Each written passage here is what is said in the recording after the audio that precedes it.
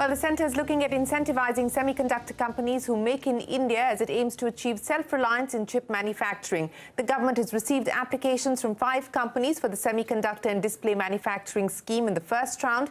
These companies are eyeing potential investment to the tune of 1.5 lakh crore rupees. A joint venture between Vedanta and Foxconn is one of the applicants. The government expects to generate around 1.35 lakh jobs in the next 4 years under the incentive scheme. However, none of the big manufacturers have applied yet. The government, we learn, is still in talks with the likes of Intel, Samsung and others. The next round of applications could start based on interest from industry. Well, joining us now to take us through the process from here on as far as setting up the chip manufacturing industry in India is concerned is Ashwini Vaishnav, the Minister for Electronics and IT. Mr. Vaishnav also handles the telecom and railway ministries. Mr. Vaishnav, always a pleasure. Many thanks for joining us here on CNBC TV18. Let me start by asking you about those who have made the cut as far as this scheme is concerned. What do you make of the applicants who have now been shortlisted, and if you can explain to us what the next steps will be to move down this process? Thank you, Shireen. 15th December, the government approved the semiconductor development of semiconductor ecosystem. 1st Jan onwards, we started taking the applications, and the response that we have received is very good. We are very happy because serious applicants have come. For silicon fab, we have application from Foxconn. There are 2 more applications, one from IGSS, third is from ISMC. So these are all serious applications, people who understand technology. We have to look at the entire ecosystem. So today we have applications for silicon fab, for display fab, for compound semiconductors, for ATMP OSAT, which is the packaging piece, and finally for design. So it's despite such a short period that we gave for applicants, I think the response is very good.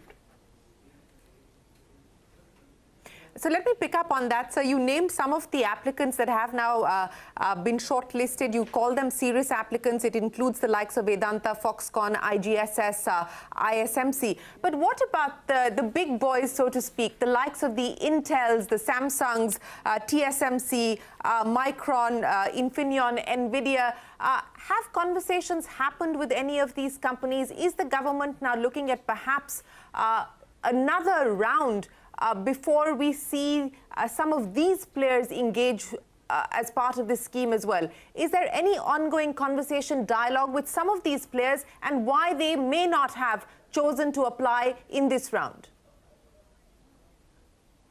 See, we have given a 20-year roadmap for semiconductor development. It's an industry which requires long-term commitment from the government, from the industry. This is just the first round. There are many other applicants who are seriously considering, because the way we designed this entire plan, we also have 85,000 semiconductor engineers, and there is very good progress on that front also. So the interest from many other players is there. The important point here is, see, Foxconn is a very large consumer of semiconductors, right? And they have a very good presence in India. Right now, they are among the largest manufacturers in electronics. And for them, setting up a plant in India makes immense sense in terms of deepening their value chain. So I think it's very logical step they have taken, and they have experience of running fabs in other parts of the world. So it's a very good application. Other applicants are also evaluating other industries, the names that you took, they are also evaluating the entire thing. And hopefully in the next round, we should see more. So you said the likes of Intel, because those were the names that I threw your way. So Intel, Samsung, TSMC, NVIDIA and others are evaluating options and may be part of the next round. When can we expect the next round, sir? Our focus right now, we have laser sharp focus on execution. The applications that we have received so far, we must execute them well. That will create the confidence about India's capabilities, because it's a very complex supply chain, the supply chain of chemicals, the gases that are needed, the ultra pure water that has to be manufactured. all that has to be proven and demonstrated to the world for many more applicants to come. So I think our focus right now is to clearly execute on what we have promised, and the response that we have got, hence that way we have got enough on the table to execute the first round. And then the second round can happen subsequently. I wouldn't be able to put any time frame on that, but right now our focus is on executing what we have received, the applications that we have received. Yeah. Okay, fair enough. So let me then ask you, sir, what is the next step as far as the execution plan is concerned? If you can draw out the execution roadmap now that the applications have been received, what should we now expect in terms of the next milestones as well as the timelines, as well as getting state governments on board? Correct. So that's the most important question, which is right now we are working on it. First and foremost, we have to evaluate the applications, make sure that the structure that they have proposed is fitting the structure that we had put in the design documents, in the scheme documents. Second, we have to ensure that the land which is needed, because we just don't need land for one fab. Wherever we create the fab, the ecosystem has to develop around it. So the people who are going to consume those semiconductor chips, they must also be able to set up their facilities close by. So we are looking at that kind of cluster approach. Then water facility, power facility, making sure that all the approvals which are needed should be achieved within very short possible time. So see, the pace at which the program has moved, industry itself is saying that it's very, very fast. We never expected that you can come up with these schemes within 15 days of cabinet approval and take the applications within 45 days of opening the application process. So there is a lot of expectation from industry side. It's up to us now to make sure that we are very focused, absolutely focused on executing on land, power, water, and the supply chain. Right. So let me start by asking you about exactly that. Land obviously is a dialogue that you will have to have as far as state governments are concerned. Now, I understand, for instance, that ISMC is looking at setting up the fab in Gujarat. Have you onboarded states who will now be part of this ecosystem, who will be part of these hubs that you have envisioned? Absolutely. We did a lot of pre-work with many state governments, and very transparently we had requested all the state governments to come up with their proposals, and we have proposals on table from about 8 state governments, different sizes, different locations, different types of water and power facilities, different types of transportation facilities. So a lot of groundwork has already gone into this project. So today, ultimately the investor has to make the final decision of the location. So, but the options that are needed and the groundwork which is needed, spade work which is needed, that has been put in by the team. Can you run us through who the 8 state governments are, sir, who are willing and ready to join hands with you as part of the rollout of the scheme is concerned? So practically all the bigger states have given lots of options, right from Uttar Pradesh to Gujarat to Karnataka to Tamil Nadu to Telangana, Odisha, or Madhya Pradesh. All these states have given options. Okay. So these states have given options, and as you point out, investors will need to decide which location suits them the best. Any other regulatory approvals that will be required, sir, as you go about evaluating the applicants and ensuring that the applications meet the criteria that was set out? Any other regulatory approvals that will be required? Not many. Basically, it's a manufacturing unit, right? So not many regulatory approvals are needed. We are looking at a time frame of about 8 to 10 months in which we should be able to finalize all these things, which includes the scheme approvals, land, power, water, all those approvals. finalizing the site, and then, I mean, 8 to 10 months is what we are looking at. I don't think any major regulatory approvals are needed. Okay, so you expect that between 8 to 10 months, all the approvals should be out of the way, and we could actually start work on the ground, perhaps at some point early 2023? Yeah, correct. It's a bit aggressive target, okay. But yes, I think we need to work, we as a nation need to work in that speed. Okay. Mr. Vaishnav, let me move away from the semiconductor policy and address two other crucial developments that seem to be taking shape at this point in time. And let me start by asking you about the draft India Data Accessibility and Use Policy that has now been put up for discussion, and the discussion is open till the 18th of March.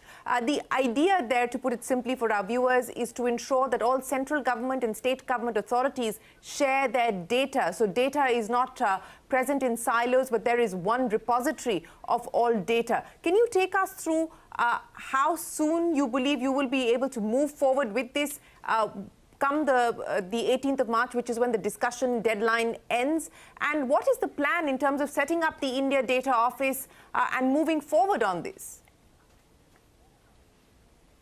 See, we have seen a large number of startups showing interest in stuff like agriculture, like weather forecasting, like soil analysis reports, things like the market data, for example, what is the price of vegetables in different parts of the country, stuff like logistics, lots and lots of data which is collected by various state government and central government agencies, which is non-personal data. This is not personal data, right? This is all non-personal data, which has a lot of economic value in terms of you can provide lots of services to people across the country, especially the farmers, the industries, the logistics providers, the healthcare providers. All that data which is there, which can be used by startups, which can be used by people for having a better level of service, for ease of living, for better quality of inputs to be put in the industries and agriculture. So that's the thought process behind it, and in a very transparent manner. And also we would like to take data to a new level, in the sense that the ministries have conventionally been using semi-government kind of setups. We need to have a focused approach at how data is organized, how data is properly protected, how it's curated, how it's presented, how it's shared. All those things are part of this consultation process. So when do you envisage setting up the India Data Council, for instance, and what are the broad timelines by when you imagine that this could in fact be operationalized?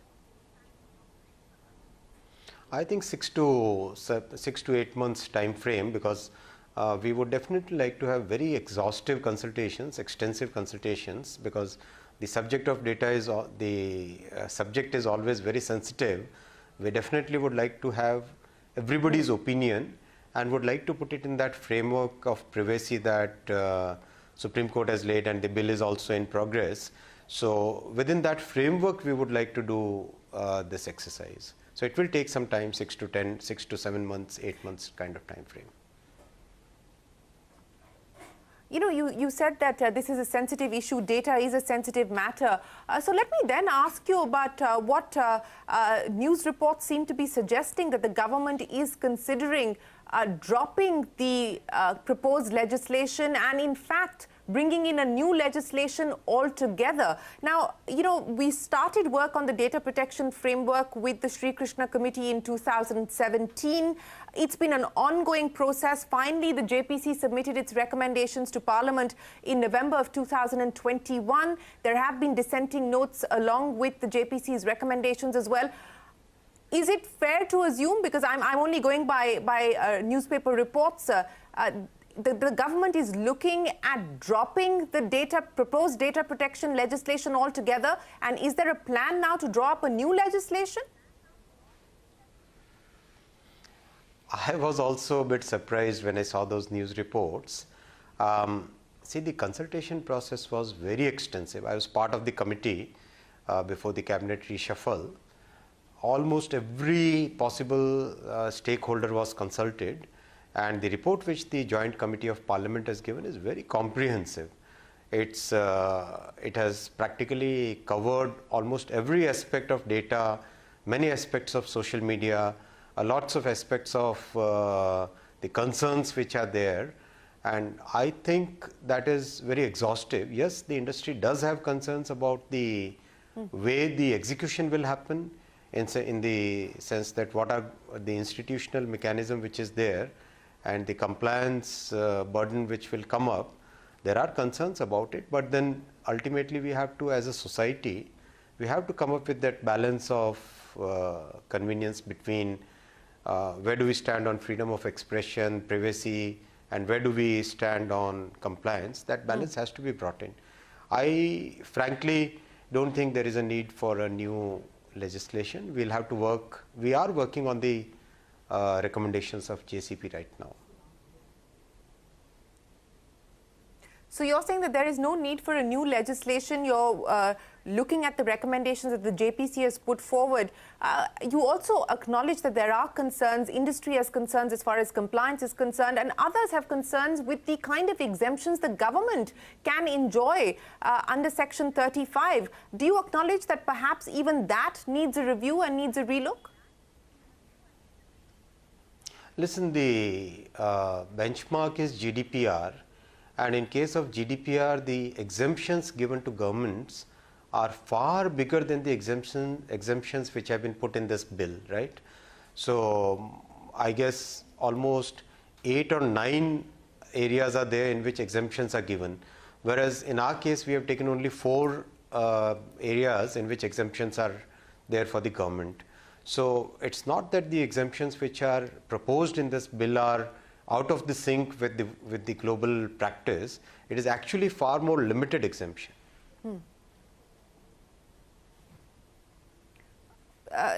You believe that the exemptions are far more limited and they're in sync with the global practices and global norms. But Mr. Vaishnav, here we're talking about, ensuring that there is a compulsory sharing of data on the part of government bodies. You want to set up an India Data Council, an India Data Office, but we first need to have a protection bill in place, sir. So when can we expect that? And I go back again to what you just said. You don't believe that there is need for a new legislation. You believe that the recommendations of the JPC address many of the concerns, and perhaps the government may have to look at ways of redressing some of the concerns that have been raised. But what should we expect in terms of timeline?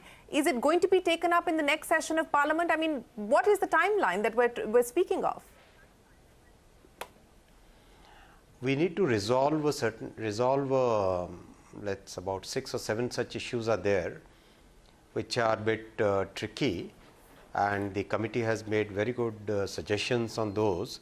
Now, within the parliamentary process, the amendments which need to be taken up, do we need to take those amendments, what would be the process, and what's the right resolution of those issues which have been highlighted by the committee. Those are the issues. I don't think it should take too much of time. We were targeting this current ongoing session itself, and latest of course will be the outer limit should be the monsoon session. May I ask you, sir, for the benefit of our viewers who are watching, you said that there are 6 or 7 tricky issues, in your words, that need resolution. If I could ask you to prioritize for us, what to your mind are the ones that are absolutely non-negotiable, where you feel that, amendments need to be brought in, changes need to be made? See, the fundamental structure, there is no debate about it, right? The limits of purpose, all that stuff which is there, which are the basic building blocks of this bill, there is no debate about that. There is no discussion about that. The entire discussion is primarily around the institutional structures that are proposed in the bill. That's where the debate is. Do we? This is a digital world today.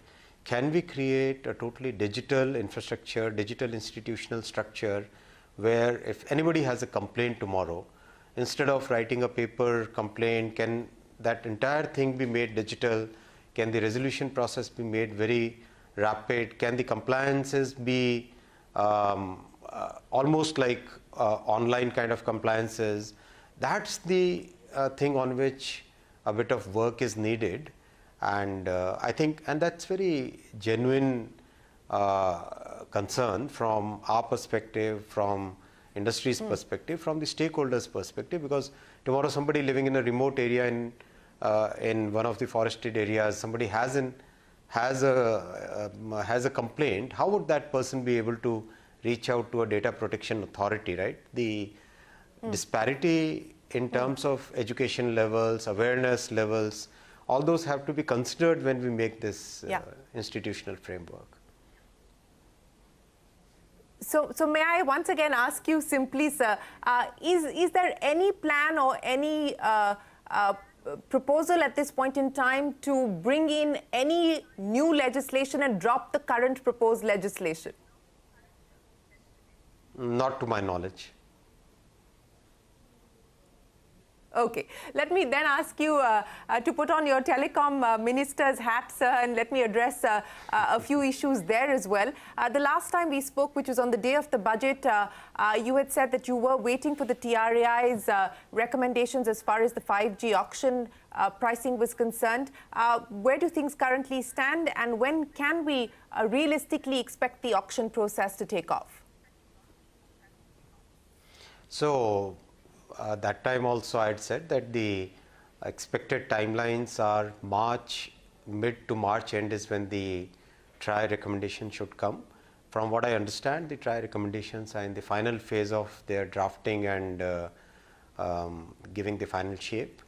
And in parallel, we have already started working on the auction documents, the NIA, the entire portal, everything that needs to be done for the auction process. We are on track exactly what we had promised earlier, and hopefully the recommendations should be there in March, middle March, and we should kick off the process. But the good thing is that the entire 5G technology stack, which we had promised that we should be able to bring to the country, we should be able to announce it to the country by March-April time frame. Excellent progress has been made. The 5G core network is ready.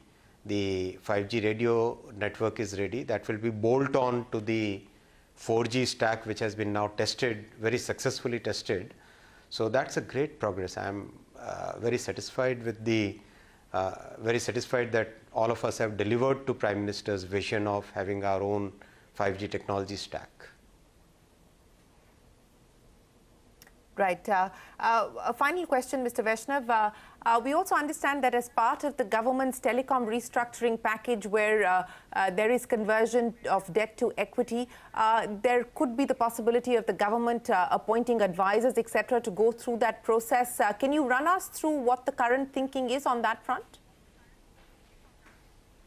Absolutely. I mean, one of the telecom operators has exercised the option of converting the interest amount into equity, into government equity, and I think that's we have received the formal proposal, and that's getting processed in the way it should be, which is appointing professionals to study it and come to the right numbers, and we move forward on that direction. I think there is absolutely no doubt about it. And by when do you anticipate that there will be closure on this front? That's a kind of 2 to 3 month time frame process, because the SEBI regulations around it, the protection of minority shareholders, all that stuff has to be taken care of. We definitely need to have proper agreement between the numbers that we have on our account books and what the company would be having on their account books. All those things have to be thoroughly assessed by the professionals. 2 to 3 months is the time frame we are looking at. Mr. Vaishnav, always a pleasure. Appreciate you joining us on a whole host of issues and giving us clarity on what we can expect over the next few months. Thanks very much for your time. Appreciate you joining us once again here on CNBC TV18. That is Ashwini Vaishnav, the METI as well as the Telecom Minister, taking us through the details on where things currently stand as far as the semiconductor policy is concerned, the data protection bill and the 5G auction. That's it then on this edition of the Newsmaker. Stay tuned to CNBC TV18. More news continues.